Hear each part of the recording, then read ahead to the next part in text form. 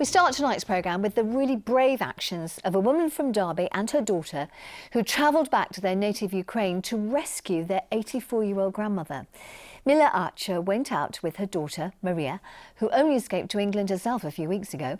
They've all just crossed back into Poland after witnessing Russian missile attacks, and they've been speaking to our social affairs correspondent, Jeremy Ball. Sure. Yeah. Safe at last, after collecting Granny from a war zone. We were so happy. We were all in tears. So relieved. So happy that she's with us at last. But getting her out meant braving Russian rockets to meet her in the city of Lviv. Lviv was all in sirens, and some rockets even we had some explosions in Lviv, so it's quite difficult, terrible. Some of the people were really scared, some of them sitting in the bomb shelters. But the main strange thing that people are living their life, some of them ignoring the sirens because they need to live. Wasn't it a big risk to go out there to collect your mum? We couldn't do anything else. We understood that, well, we need to go there. What we can do, we have to. We first met Maria when she arrived at her mum's home in Oakwood. That was almost 2 months ago. Her granny stayed in Ukraine because that journey was simply too dangerous. But now Valentina's fled with their pet cats on a specially chartered train that rescued people who were frail from her city in eastern Ukraine. They also had medical support in them, and that's why our mum had possibility to come. Otherwise, she couldn't come. She can't walk. It was heartbreaking to see your own country in such situation.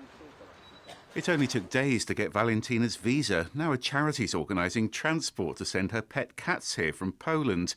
And they're hoping to be back in Derby by the end of this week. Tired, but alive, all together. This is the main thing. Yeah. Everybody with us. It's really, really great. She's saying everything great. Thank you. Have a nice day. Thank you. Oh, so lovely to see them all back together, and we hope they get back here safely as well. Jeremy's here in the studio. I think I'm right in saying, aren't I, we're getting a clearer picture now of the numbers and indeed of where people from Ukraine are going to live once they get here. We are, and the first refugees have come on those family reunion visas. Now they're moving in with relatives like Mila, who are mostly around Derby and Leicester and Nottingham, but a very different picture from that new Homes for Ukraine scheme. These are people being sponsored by strangers who've offered them spare rooms, and we're now getting numbers which show where they're going to live. You can see that most of them will be in the larger counties where homes tend to have more space. 251 visas in Lincolnshire, 224 in Nottinghamshire, slightly fewer in Derbyshire and Leicestershire. Elsewhere, 148 visas have been issued so far. Almost half of those are in Nottingham.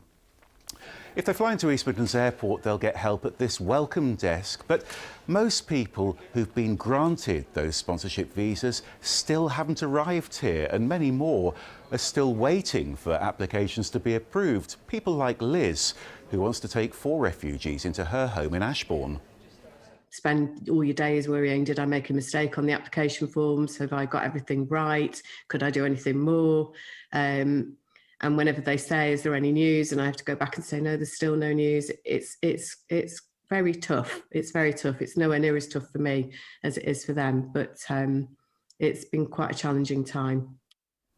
But things are moving. Over 56,000 UK visas had been issued by the end of last week.